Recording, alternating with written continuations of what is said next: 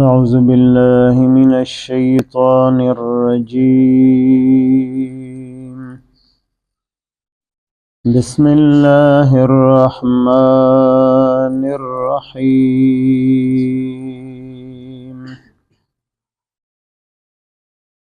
وإن كان كبر عليك إعراضهم فإن استطعت أن تبتغي نفقا في الأرض أو سلما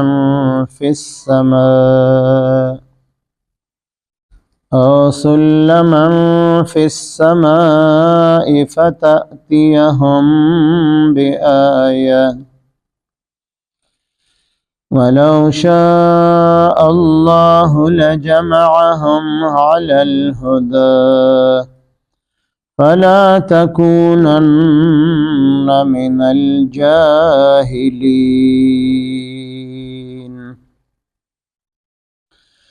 إنما يستجيب الذين يسمعون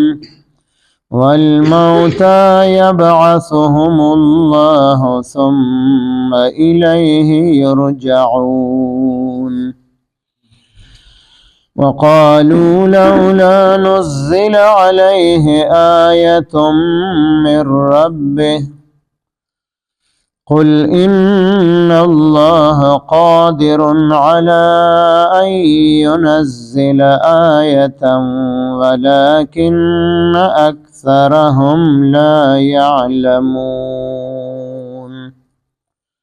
آمنت بالله صدق الله مولانا العظيم. سورة انعام وم سپارہ آیات نمبر 35 36 37. دې آیتونو مبارکو شان و نزول کې مفسرینو دا واقعه نقل کړی دا چې یو ځل په مکه مکرمه کې د مکې مکرمه د کافرانو مشرکانو سرداران او مشران ټول را جمع شو او د رسول الله صلی الله علیه وسلم په خدمت کې د فرمایشي معجزې د پاره درخواست پیش کو. دا معجزه اوغختله چې کچره د صفا د غر د سرو زرو جوړ شي، ځکه ته د الله پیغمبر پتا باندې د الله کتاب نازلیږي، نو ته د الله نه وغواړه چې ستا په حکم باندې د صفا د غر د سرو زرو شي او ته به د خلقو باندې تقسیمه. نو که دا معجزه مونږ ولیدله نو مونږ د مشرکانو سرداران یو، چې مونږ ایمان راوړو نو زمونږ ماتحت او زمونږ کشران هغې مونږ پسې دي، بس هغې ټول به ایمان راوړي.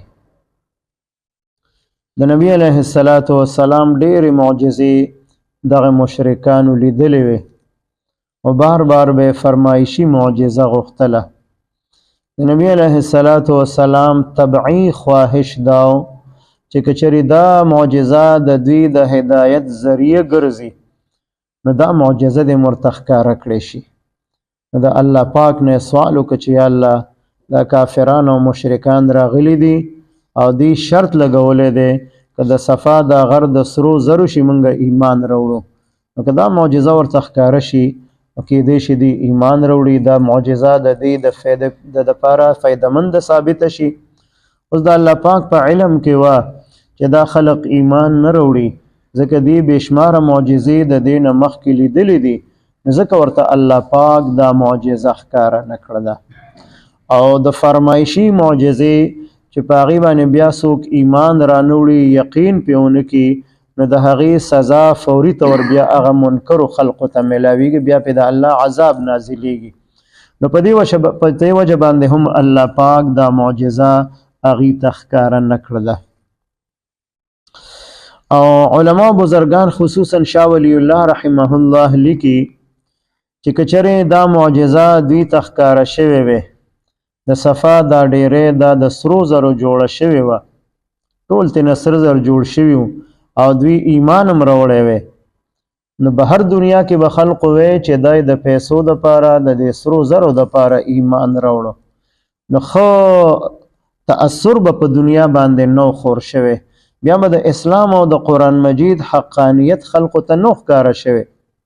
بیا به د نبی علیه السلام هغه ښایسته اخلاق هغه به هر دنیا ته به نو ښکاره شوي. خلقو به ویل چې دا ملګري ول راځي او ایمان راوړي، دا د سرو زرو او سپینو زرو او د دې مال او دولت او د دې خزانو دپاره راوړي. نو په دې وجه باندې الله پاک دا معجزه هغې ته ښکاره نه کړله، ورنه الله پاک خو دا هم کولی شي چې د ټولې دنیا دا غرونه دا د سرو زرو جوړ شي. الله خو صرف کن فیکون نو بس هغه وشي، د الله په حکم هر څه کېږي، الله هر څه کولی شي. او دی ورته ځکه ښکاره نه کړله چې که دوی ایمان را نه وړي نو بیا به په دوی باندې عذاب نازلیږي او به هر دنیا ته به اثر د دې خبرې رسي چې دا خلق ټول په مال او دولت پسې روان دي او نبی علیه السلام ته ځان نږدې کوي چې هغه سره سره زر دي، هغه سره خزانې دي. نو په دې وجه دا معجزه ښکاره نه کړې شوله. او بیا هم د نبی علیه السلام طبعي خواهش و چې رکه دا معجزه ورته ښکاره کړې شي نو دا به د دې د هدایت ذریعه وګرځي، دې ته به فایده ورسیږي.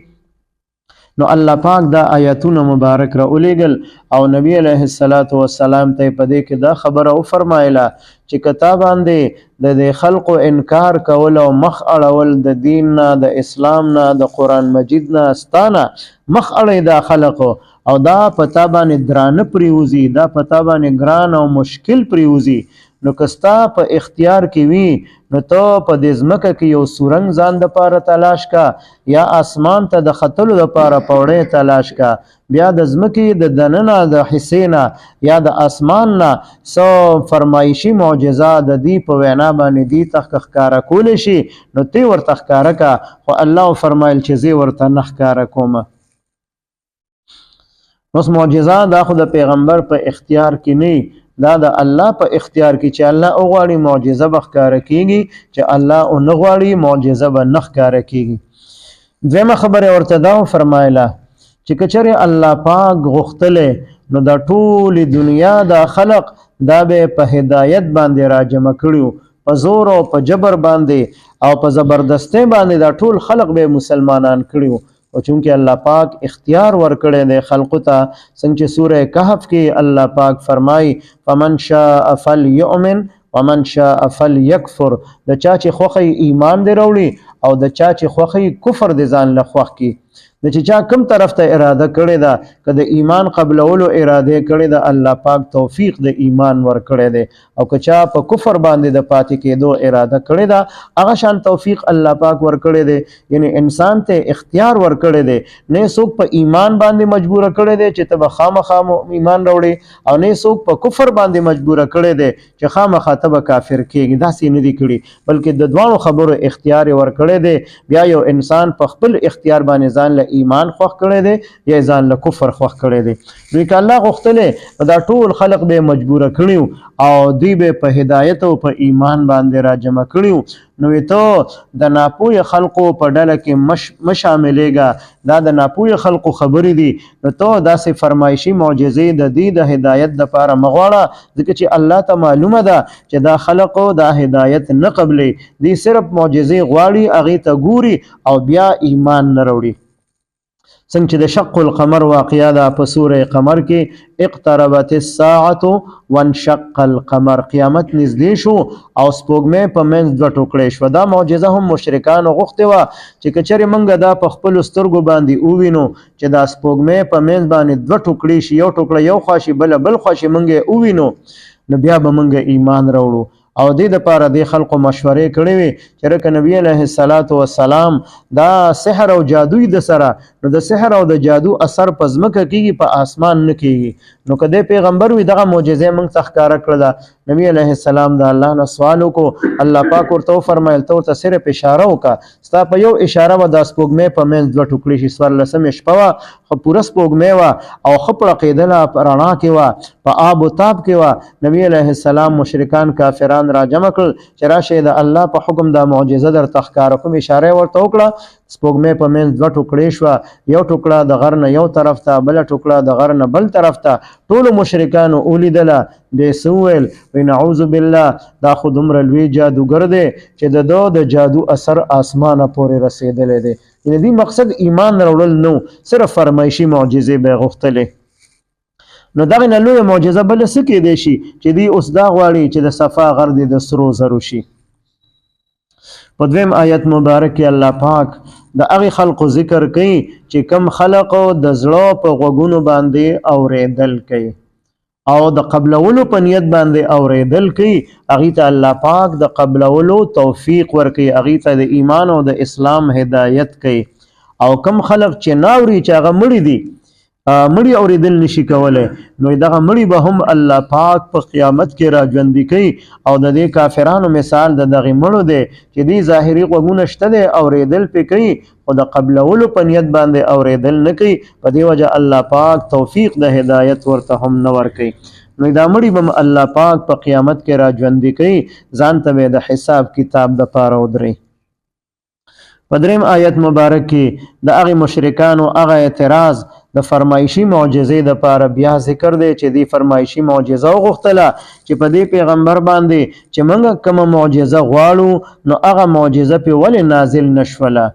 نو د هغې جواب په دریم آیت مبارک کې کړی دی چې الله پاک په دې خبره باندې قادر دی چې داسې فرمایشي معجزه د خلقو ته ښکاره کړي، لیکن زیات خلق وی ناپویه دي، معجزه غواړي په خپلو سترګو باندې وویني او بیا ایمان پې نه راوړي. وَإِنْ كَانَ كَبُرَ او کچرې درانه ولګي علیکا پتا باندې ای پیغمبر علیه السلام اعراضهم مخ اړول د دوی، انکار کول د دوی چې ستانه انکار کوي، د قرآن مجید نه انکار کوي، د ایمان او د اسلام نه انکار کوي، د الله د وحدانیت نه انکار کوي، د دې نه مخ اړوي او بیا هم فرمایشي معجزه غواړي. فإن استطعت نو کچرستا په طاقت کې وي ای پیغمبر علیه السلام ان تبتغیا دا چې تو تلاش کې نفقا یو سورنګ فی الارض په ځمکه کې او بیا ځمکې ته دننه لاړ شي او د ځمکې د ویښ نه دې ته څه ناشنا څیز ښکاره کړي، فرمایشي معجزه ورته ښکاره کړي. او سلما فی السماء او سلما یا پوړې تلاش کې فی السماء په آسمان کې او آسمان ته وخیږي. فتأتیهم بآیة بیا راوړي ته دوی ته یوه نښه یو معجزه چې کومه دوی غواړي هغه معجزه ورته ښکاره کړي، د ځمکې د ویښ نه معجزه ښکاره کړي، د آسمانونو ورته معجزه راکوزه کړي او بیا هم دوی ایمان نه راوړي. ولو شاء الله او کچرې غوښتلی الله پاک لجمعهم نو خامخا را جمع کړي به دا ټول خلق علی الهدا په سمه لار باندې، ټولو ته به الله پاک د ایمان او د اسلام هدایت کړو. الله پاک دا ټول خلق مجبوره کولی شو، په زور په دې باندې ایمان او اسلام قبلولی شو، خو الله پاک داسې ونه کړل. فلا تکونن نو ته ځان مشمار کوه من الجاهلین په ناپویه خلقو کې. انما یستجیب الذین یقینا چې هدایت قبلی هغه کسان یسمعون چې هغې اورېدل کوي د قبلولو په نیت باندې، نو اورېدل خو دوی کوي خو د قبلولو په نیت باندې نه کوي. والموت او مړي چې دي په قبرونو کې یبعثهم الله را پابسي دوی لره الله پاک په قیامت کې دوباره به را ژوندي کړي. ثم الیه یرجعون بیا به دغه مړي دغه ټول خلق الیه الله پاک طرف ته یرجعون واپس کولی شي د حساب کتاب دپاره. د قیامت میدان ته به ټول مړي چې را ژوندي شي هغه بې اختیاره رواني او د قیامت په میدان کې به حساب کتاب کیږي. وقالو او اویل د مشرکانو چې دا کوم راغلي و فرمایشي معجزه غوښتله چې د صفا د غر د سرو زرو شي او دا معجزه ورته ښکاره نه شوه، نو هغې وویل لولا نزل ولې نازل نه شوله علیه په د پیغمبر علیه السلام باندې آیت یو نخا یو معجزه چې منګه کوم غواړو من ربه د رب د طرفه چې دی وی چې ز خپل رب پیغمبر را لېږلی ما پیغمبر جوړ کړی ما نو په کار ده چې هغه رب ورته معجزه او فرمایشي معجزه ورکړي او موږ ته ښکاره کړي نو جواب ورته کوي قل ورته ووایه ای پیغمبر علیه السلام دی خلقو ته ان الله قادر بشک الله پاک قدرت او طاقت لري هر څه کولی شي او دام کولی شي علی ان ينزل په دې خبره قادر دی چې نازل کی آیتن یو نخا یو معجزه چې کومه معجزه دوی غواړي هغه ورته الله پاک ښکاره کولی شي خو لیکن دوی ایمان نه راوړي نو بیا په عذاب راځي یا به خلقو کې دا تأثر خورېږي چې دا خلق راځي د دې سرو زرو سپینو زرو مال او دولت او خزانو دپاره نو په دې وجه باندې هغه فرمایشي معجزه چې د سرو زرو د غر جوړ شي هغه ورته الله پاک ښکاره نه کړله ولكن اکثرهم لیکن زیات خلق په دوی کې لا يعلمون دوی نه پوهېږي ناپوهه دي د ناپوهۍ په وجه باندې داسې فرمایشي معجزې غواړي او ایمان پرې نه راوړي وان كان كبر عليك او کچری درانه لګي پتا باندې اعراضهم مخ اړول د دوی انکار کول د دوی فان استطاعت نو کچرستا په طاقت کې وي نو تور ته په خپل اختیار معجزه ښکاره کا ان تبتغیا دا چې تو تلاش کې نفقا یو سرنګ فی الارض پزمکه کې او سلمن یا پوړې تلاش کې فی السماء په اسمان کې او اسمان ته وخیږي فتاتيهم بآیت او بیا روړي دوی ته یو نخا یو فرمایشی معجزه ولو شاء الله کچره غختلې وی الله پاک لجمعهم علی الهدى نو خامخا را جمع کړي به دا ټول خلق په سم لار باندې فلا تکونن نو تزان مشمار کوا من الجاهلین په ناپوی خلقو کې انما يستجيب الذين یقینا چې حق قبلی اغه خلق يسمعون چې اغي اوریدل کوي د قبلولو په نیت او اراده باندې والموت او سمره مړي چې دی په قبرونو کې دی او که د قبرونو نه بهر دی په هوا کې مارغانو خوړلي په اوبو کې مایانو خوړلي دي په اور کې سوځېدلي دي ایرې شوي دي دا ټول مړي یبعثهم الله را پابسې دوی لره الله پاک په قیامت کې ثم الیه یرجعون بیا به الله پاک طرف ته دا ټول خلق واپس کولی شي وقالوا اول دی مشرکانو لولا نزل علیه ولی نازل نشوا په دې پیغمبر علیه السلام باندې آیت من ربه یو فرمایشی معجزه د هغه د رب د طرفه قل نو تور ته وایا په جواب کې ان الله قادر چې بشک د الله قدرت او طاقت شته د هر څه کولی شي اعلی ان په دې خبره قدرت او طاقت شته دی ينزل آیتن چې هغه نازل کی یو معجزه یو نخ نازل کی دی خلق ته ښکاره کی ولكن اکثرهم لا يعلمون لیکن زیات خلق نه پوهیږي اللهم صل على سيدنا محمد وعلى آل سيدنا ومولانا محمد وبارك وسلم رب اجعلني مقيم الصلاة ومن ذريتي ربنا وتقبل دعاء ربنا اغفر لي ولوالدي وللمؤمنين يوم يقوم الحساب ربنا اغفر لنا ولإخواننا الذين سبقونا بالإيمان ولا تجعل في قلوبنا غلا للذين آمنوا ربنا إنك رؤوف رحيم ربنا هب لنا من أزواجنا وذرياتنا قرة أعين واجعلنا للمتقين إماما وصلى الله تعالى على خير خلقه محمد وعلى آله وأصحابه أجمعين آمين